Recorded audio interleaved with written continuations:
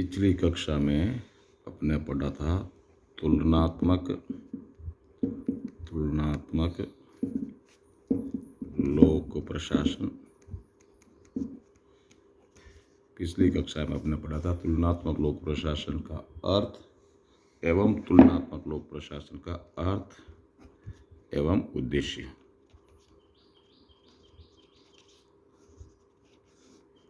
इस बार अभी अपन पढ़ेंगे तुलनात्मक लोक प्रशासन के विकास के कारण क्या रहे।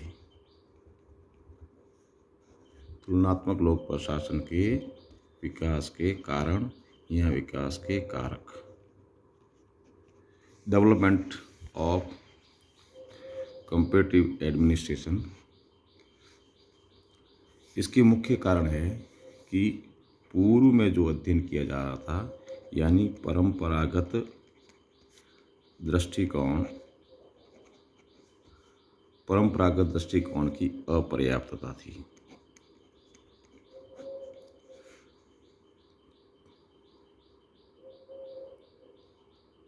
दूसरा, यानी जो अपना ट्रेडिशनल मेथड था वो अपने आप में पूर्ण नहीं था, क्योंकि विभिन्न देशों की विभिन्न घटकों के संदर्भ में समग्र रूप से विश्लेषणात्मक अध्ययन की व्यवस्था परंपरागत दृष्टिकोण में नहीं थी। दूसरा, अनुसंधान के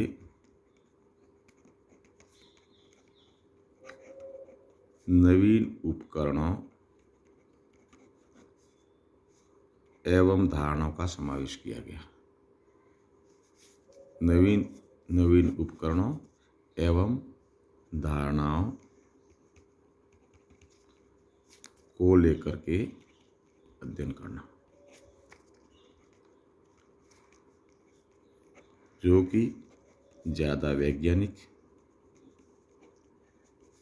ज़्यादा सटीक और कह सकते हैं जिसकी समग्र व्यापकता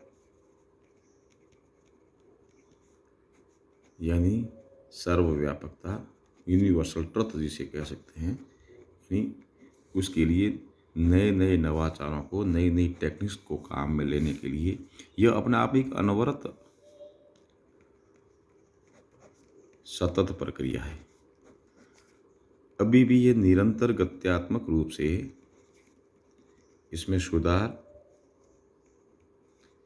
और परिवर्तनशीलता बनी रहती है, ताकि विश्लेषणात्मक निष्कर्षों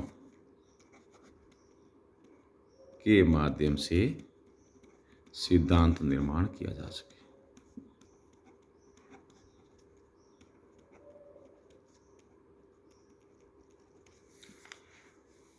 तीसरे मुख्य कारण है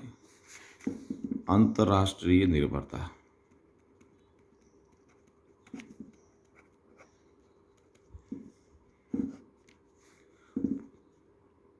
जहाँ तक ग्लोबलाइजेशन की बात है,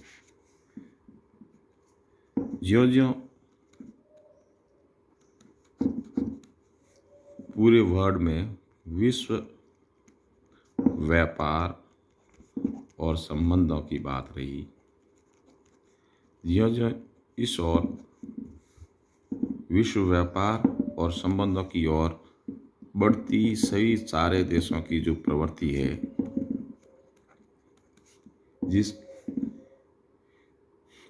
है, जिसमें इस संबंध में प्रशासनिक सुधार, दूसरे देशों के वातावरण, वहाँ की सुविधा,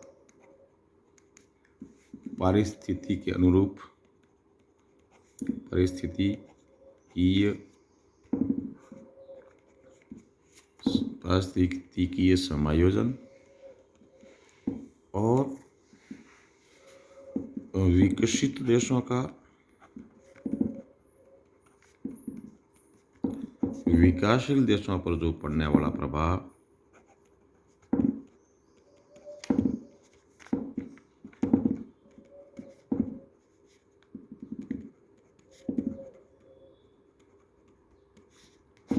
निस्संदेह जनता की मांग में अंतर आ गया, जनता के व्यवहार में अंतर आ गया, और उसी मांग और व्यवहार के अनुरूप प्रशासन को अपने आप में समायोजित करना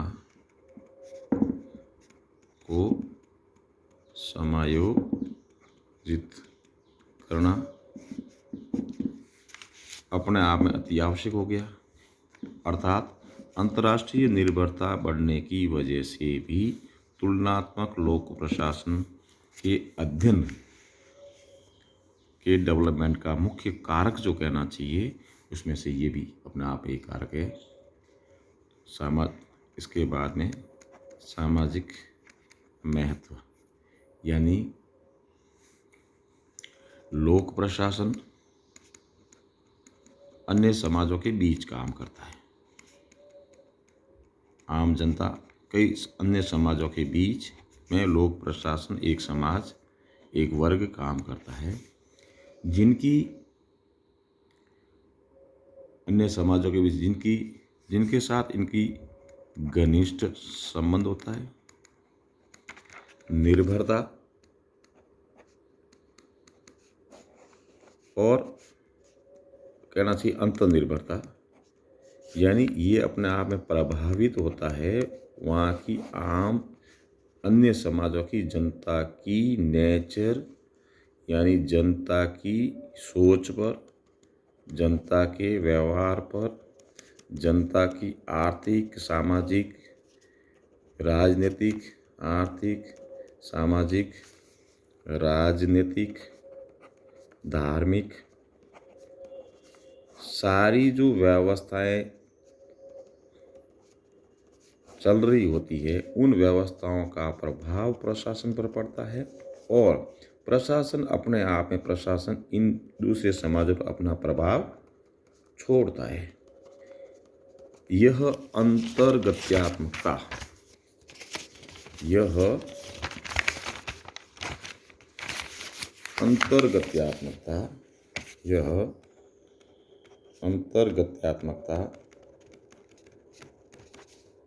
अनवरत रूप से बनी रहती है, यानी चलती रहती है।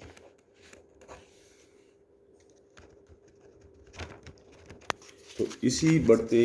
सामाजिक संबंधों के कारणों की वजह से भी तुलनात्मक लोक प्रशासन का अध्ययन किया जाना अन्य समाजों के बीच, अन्य घटकों यानी समाजों, जनता के अंगों और प्रत्यंगों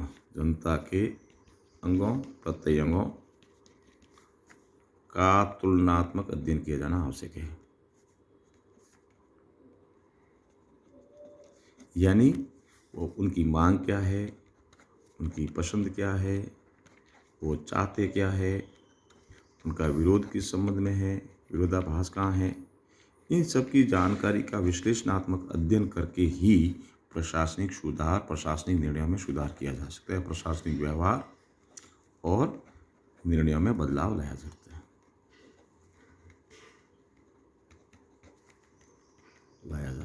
ये भी विकास का एक मुख्य कारक रहा है। उसके बाद में इसकी जो विषय वस्तु है, प्रशासनिक विषय वस्तु का व्यवस्थीकरण, इसका सुव्यवस्थित तरीके से इसकी विषय वस्तु का व्यवस्थीकरण किया जाना, इसको इंडिविजुअल या स्वतंत्र रूप से इकाई या इसी डिसिप्लिन अनुशासन के रूप में इसका विकास किया जाना की आवश्यकता, जो आवश्यकता महसूस की गई, इसी को लेकर के भी तुलनात्मक लोक प्रशासन की लोक प्रशासन का तुलनात्मक दृष्टिकोण विकसित हुआ। अंततः व्यावहारिक एवं कानूनी, यानी औपचारिक और अनौपचारिक, व्यावहारिक रूप से और कानूनी रूप से इसका क्या महत्व है, इसका कितना संबंध है, और इन दोनों के बीच में एक साम्य की स्थिति जो कानूनी रूप से भी सटीक हो और व्यवहारिक रूप से भी लागू किया जा सके, एक साम्य, एक संतुलन बिठाने की जहाँ तक बात है, संतुलन कायम करना भी तुलनात्मक लोक प्रशासन के विकास का मुख्य कारक है। जैसा कि टी.एन. चतुर्वेदी ने कहा कि तुलनात्मक लोक प्रशासन के अंतर्गत विभिन्न संस्कृतियों में, जैसा कि टी.एन. चतुर्वेदी ने कहा है, तुलनात्मक लोक प्रशासन है जो विभिन्न संस्कृतियों में कार्यरत विभिन्न राज्य यानी विभिन्न देशों, विभिन्न राज्यों की सार्वजनिक और प्रशासनिक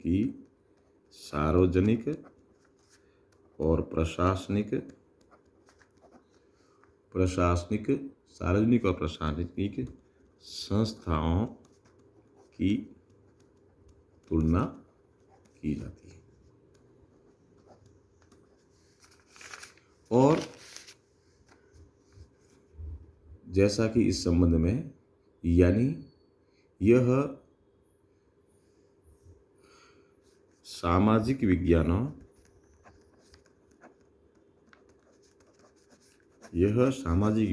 जिसकी विषय वस्तु मानव है, अन्य सामाजिक विज्ञानों जिसकी विषय वस्तु लोक प्रशासन की तरह ही मानव है, उस सामाजिक विज्ञानों में व्यवहारवादी जो क्रांति आई, उस व्यवहारवादी क्रांति जिसमें मुख्य रूप से अपन बात करते हैं वातावरण, परिस्थिति, उसकी उपयोगिता, समय का चैलेंज, उस परिस्थिति ने क्या चैलेंजेज रहा, यानी समय की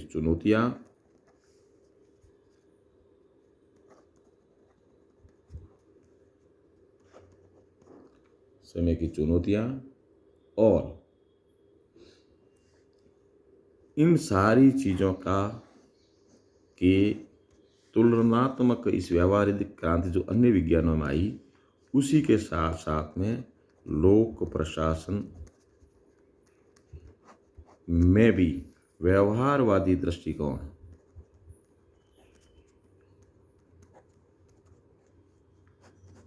की क्रांति के फलस्वरूप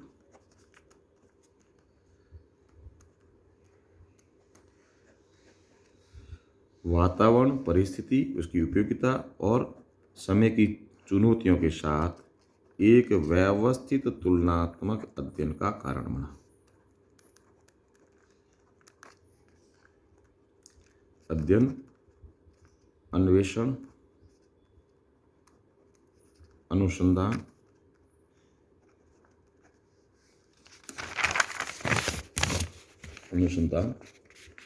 का मुख्य कारण बना, ताकि सिद्धांत निर्माण या सामान्यकरण की और बढ़ा जा सके की सोच के परिणाम स्वरूप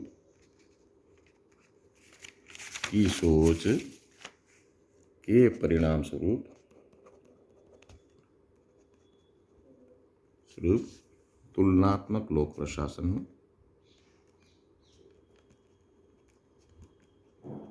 प्रशासन की विकास रेखा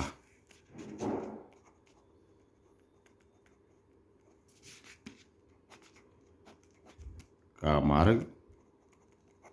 प्रशस्त हुआ।